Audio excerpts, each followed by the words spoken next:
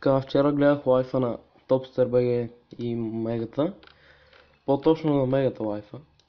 И Topstar по едно време се адна в разговора, който са там.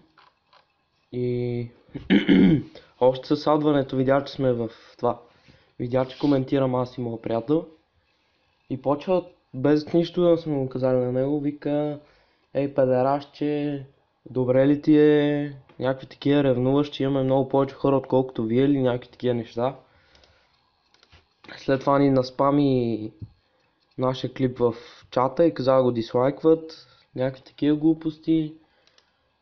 Което не го разбирам, това трябва да си бахти детето да го направиш. Ми се тази ден, мен не ми пречи да имам дислайкове, като знам, че съм прав.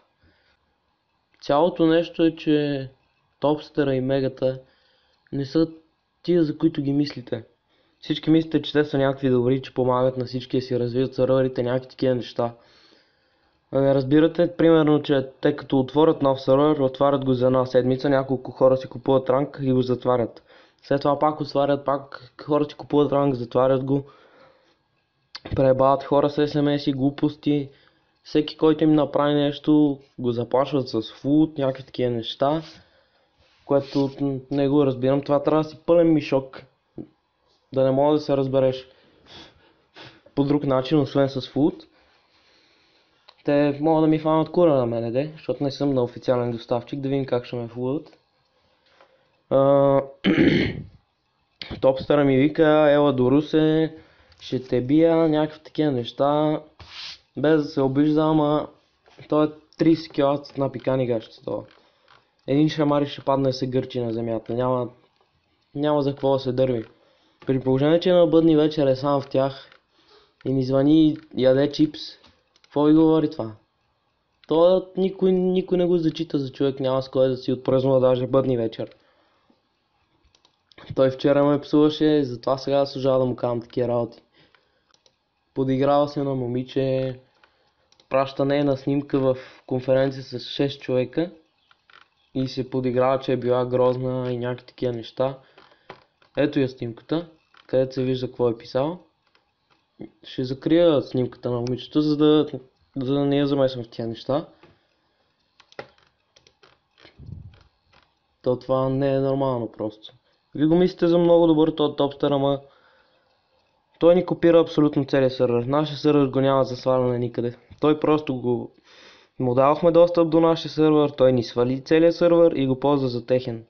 И ми каза, че това не е забранено. Аз не съм казал, че е забранено, а казах, че е долна постъпка. И никой не би го направил сериозен. Той сам не може да си построи нищо. Смятайте за какво говорим. Не знам. Той вчера ми показа личния скайп на стрима. Моя личен скайп, който не е окей. Ето го неговия скайп личния. Може да го добавяте, фенчетата. И всички тия, като казах фенчетата вчера, като казахте дислайк и ми коментират на видеото: майка ти дева, турчинче, някакви такива неграмотни деца на по 10 години. Не знаете нищо, за да може да ме псувате. Ме се тази, че ме псуват тази три коментарите, защото не знаете даже за какво става дума и псувате само защото сте фенчета на Топстера и Мегата.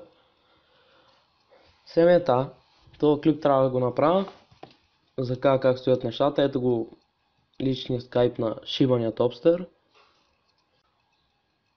Нашия сървър в момента си строим нов спаун и от утре, от други ден, ще сложим лайт на сървъра и ще построим всички. До тогава ларповете всичките ще са готови наново, до един. Ще ги построим наново и ще ги сложим. Защото не можете да ни копират всичко. Ще имаме само нови ларпове и да ги видим тогава. Да, ще направя клипче след като построим всичко и го сложим в нашия сървър. Ще направя клипче, за да покажа, че това е наше и така нататък. Това беше за клипчето. Хейтвайте ме колкото искате. И аре.